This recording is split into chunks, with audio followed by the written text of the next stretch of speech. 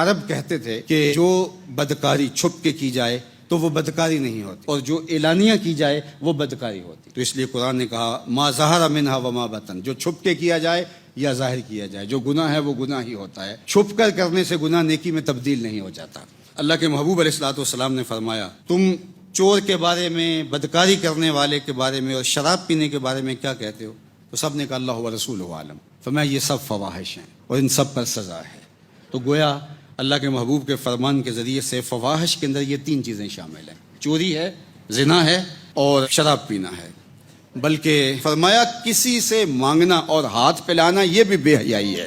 اور میں ایک اس سے بھی باریک بات بالخصوص مبلغین سے علماء سے کرنا چاہوں گا کہ آپ چندہ ضرور مانگیں، لیکن چندے کے اندر بھی آپ ایک حد سے تجاوز نہ کریں. کہیں ایسا نہ ہو کہ آپ نہ سمجھ رہے ہوں، لوگ اس کو یہی سمجھ رہے ہوں. حد سے تجاوز کرنا کسی کام کے اندر بھی، اللہ وہ تو کھانے اور پینے کے اندر حد سے تجاوز کیا جائے تو وہ ہمارے لیے صحت بخش نہیں ہوتا بلکہ بیماری کا سبب و ذریعہ ہوتا ہے. تو اس لیے آپ دینی کاموں کے اندر بھی آپ کو ضرورت پڑتی ہے، لیکن اس میں بھی آپ ایک دائرہ ہے، اس دائرے سے کبھی باہر نہ جانے پائیں. حضور نے ہر کام خوبصورتی کے ساتھ کیا ہے. دین سراپا حسن ہے. اگر آپ کو کسی چیز کے اندر قباحت دکھائی دے، کسی چیز کے اندر کراہت دکھائی دے، کسی چیز کو دیکھ کے گھن آئے، کسی چیز کو دیکھ کر طبیعت کے اندر تکدر پیدا ہو اور وہ چیز نام دین پہ ہو رہی ہو، تو جان لینا یہ دین نہیں کچھ اور ہے. چونکہ دین سراپا حسن ہے اور دین جمال کا نام ہے، اور اللہ کا دین جمال سے ہٹ کر ہو ہی نہیں سکتا. یہ اچھی طرح سے آپ کو ذہن نشین کرنا ہوگا. فرمایا کہ ما ظہر منہا وما بطن، اس کا کیا مطلب ہے؟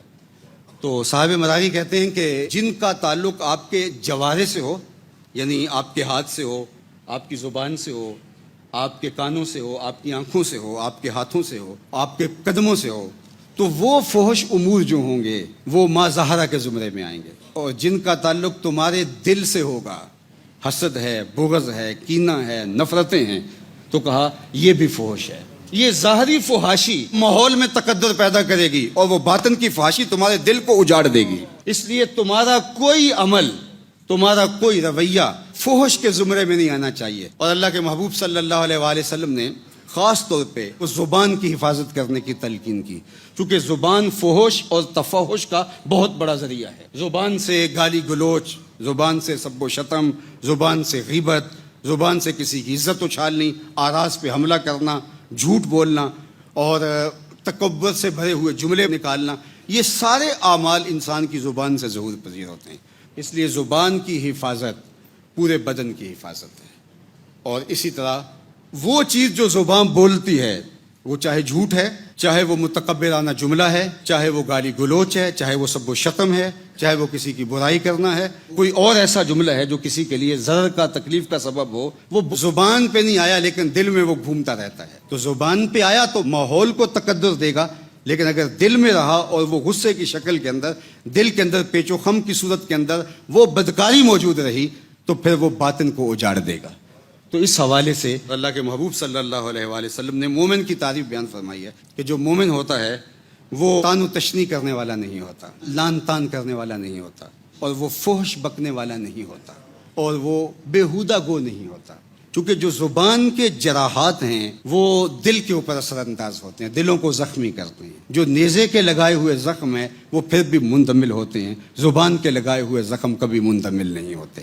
اور میں سمجھتا ہوں کہ آج کی تاریخ میں جس طرح زمانے میں تغیر پیدا ہوا ہے اور بہت ساری چیزیں غیر دین کو دین بنا لیا گیا ہے، اس میں سے عمومی طور پہ ایک یہ بات ہے کہ آپ اس کو اپنا مخالف، اپنا دشمن سمجھتے ہیں تو یہ آپ کو حق حاصل ہو جاتا ہے کہ آپ اس کے لیے جو مرضی بول دیں.